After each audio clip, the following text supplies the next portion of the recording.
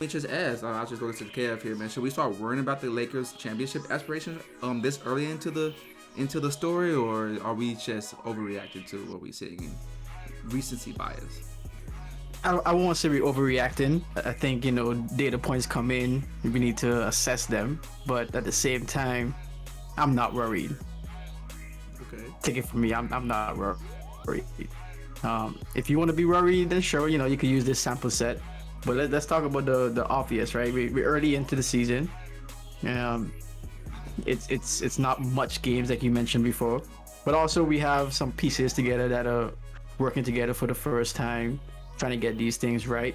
As LeBron said, it's going to be a process, and they have a whole new offensive system. So things gonna have to play out, man. And I'm excited to see the growing pains, because then when it gets to that point where everything is clicking, we could appreciate where they came from.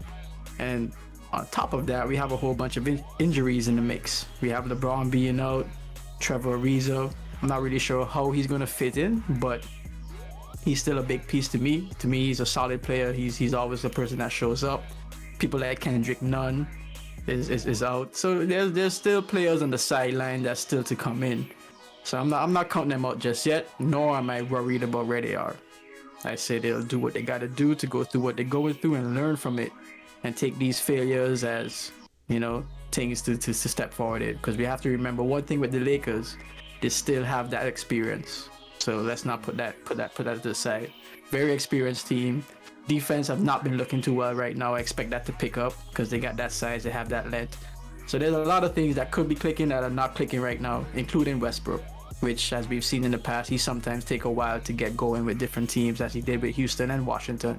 So let's see if he does the same here. Slow start, fast moving on forward, and maybe we'll be where we need to be at the end of the season, right there in the championships. Hold on 1 second. 1/10. Hey, how long did it take y'all to know I was out the frame? Quick second, right? It ain't take that long, right? Bruh, I got what you're saying, small sample size, but when you see something, you know what you know. The Lakers suck. They in trouble, man. Oh. I heard you say experience. You're right. They have a lot of elderly people on that team, bro. Oh, wow. Elderly people on that team. Age, elderly doesn't mean experience, man. Individually, these guys can ball, man. Melo was doing it last year with Portland, balling. Howard, the year before last year when he was with the Lakers, balling. Part of that bully team, man. Now, yeah, experience, but not playing together. The Lakers' biggest issue is defense, right? Because right now, the Lakers are giving up a league high, 119 points a game on average. They can't stop anybody. And a lot of it's coming in from the wings. You mentioned some people, Trevor, traditionally known as a good defensive wing. His best years they're behind him. Can he provide some safety net in that defense? Yes, but how long are we going to depend on him per game? That's asking a lot, right? You're looking at the defenders they have. Kent Bazemore, NBA player. He can ball me out the gym for sure. NBA. Can he ball his competition out the gym? I don't know, man. He's only 6'4".